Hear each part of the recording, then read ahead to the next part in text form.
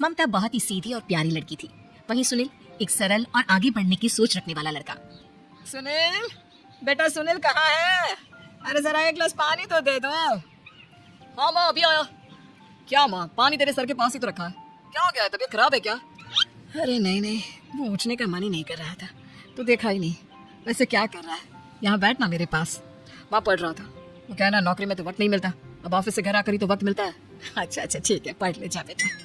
सुनील पढ़ लिख कर और आगे बढ़ना चाहता था, लेकिन माँ की तबीयत खराब देखकर सोचता है कि शादी ही कर ले।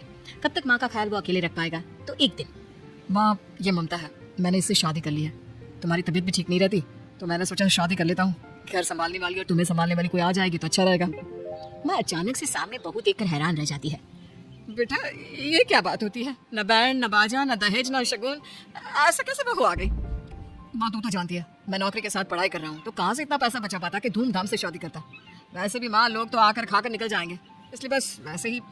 माँ जी मैं आपका ख्याल रखूंगी, वैसे भी ये आगे की पढ़ाई कर रहे हैं, अच्छा कुछ कर गए तो सबके दिन फिर से अच्छे आ जाएंगे। सास को ममता की बात ठीक तो लगती है, लेकिन मन में कहीं ना कहीं लगता है कि कहीं बहू बेटी को लेकर फर ना हो जाए और फिर तो वो रह जाएगी अकेली।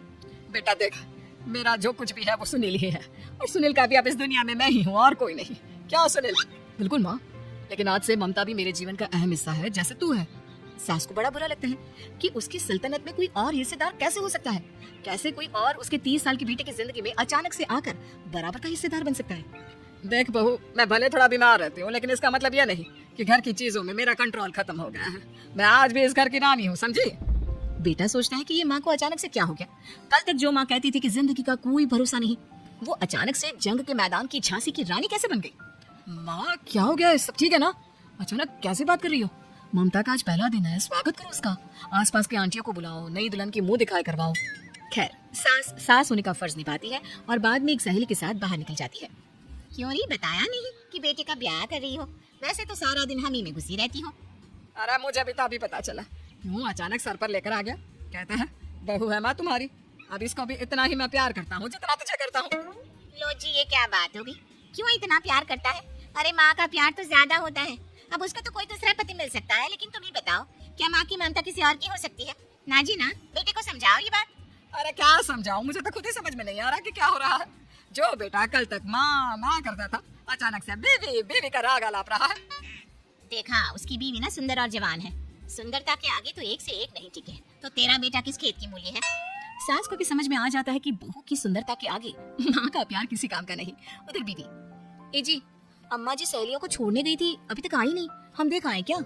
अरे रहने दो ना, आ जाएंगी, कहाँ जाएगी, उनकी आदत है, एक बार जाती है तो पूरी पंचायत खत्म करके ही आती है। अच्छा ही है, खाना वाना खा कर गई होगी। छोड़ो ना, घूमेगी तो खाना पचेगा नहीं तो ऐसे ही खाट पकड़ लेगी। बहू पे शांत हो जाती है। उधर सास सोचती है कि आज थोड़ा देर से ही घर जाती हूँ, जब बेटा परेशान होकर ढूंढेगा तब मजा आएगा, बीवी को खुद ही पता चल जाएगा कि माँ के आगे उसकी दाल नहीं गलेगी। लेकिन वहीं दूसरी ओर घर पर, ए जी माँ जी अभी भी नहीं आई, हमको तो घबराहट हो रही है कि क्या करें, जाकर पता करें किसी के घर। अच्छा कहाँ जाओगी ये भी बता दो, पहला दिन है तुम्हारा इस घर में और एक ही दिन में मोहल्ला छानोगी क्या? हाँ तो आप भी तो नहीं जा रहे हैं ना, हमको फिक्र हो रही है। अरे यार ये रोज का है अम्मा का, खाओ और सो जाओ। बस फिर क्या था, बेटा बहू खाना खाते हैं और कमरे में सोने चले जाते हैं। उधर जब सास को कोई देखने नहीं आता तो वो हार कर घर आ जाती है, जहाँ वो देखती है कि सारे घर की लाइट्स बंद है। सास को गुस्सा आता है, बहू ममता बहू कहाँ हो? लेकिन सारे दिन की थकी बहू को ऐसी नींद आती है जैसे किसी ने भांग की गोली खिला दी हो।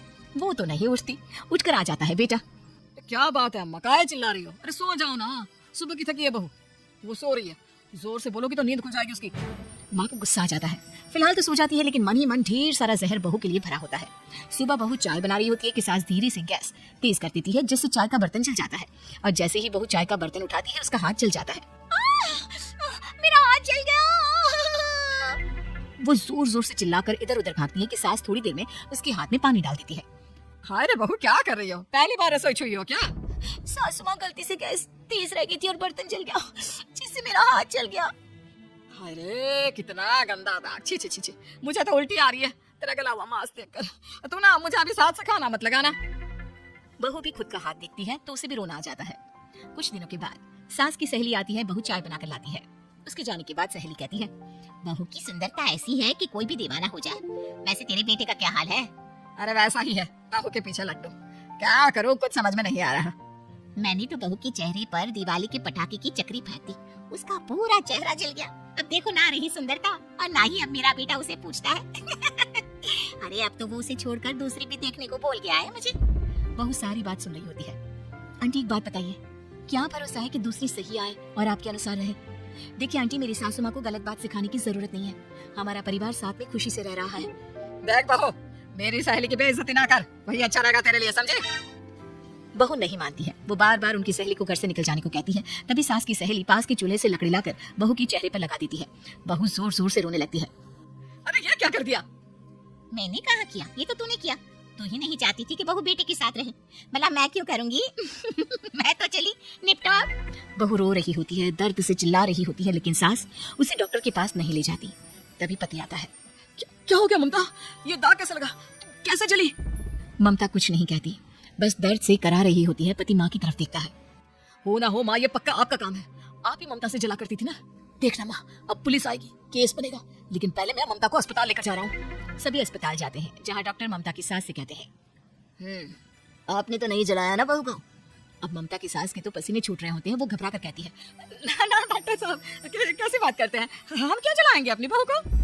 डॉक्टर ममता के पति से पूछते हैं, देखिए क्योंकि ये ससुराल में जली है तो मामला पुलिस का बनता है, तो आप पहले पुलिस को बुलाइए, तभी इलाज पूरा होगा। सास डर जाती है कि अब तो बच्ची जिंदगी जेल में ही रहना होगा। रहने दीजिए ना, पुलिस को क्यों बुलाना? सारी हंसी खत्म हो जाएगी जब पुलिस के डंडे पड़ेंगे। बहू को जलाना भले ही बहुत आसान हो, लेकिन उसके बाद सारी जिंदगी जेल की हवा खाना। सास डर जाती है। पुलिस आती है। पास लेटी दर्द से करा रही ममता स्टेटमेंट देती है। तो क्या हुआ था? कैसे जली आप? ममता पास खड़ी सास को देखती है। बेटे बताओ, कैसे जल गई तुम? ओए, काका किरण वाली शाहरुख, चुप, बिल्कुल चुप। सास चुप। सभी इंतजार करते हैं कि ममता क्या बोलेगी।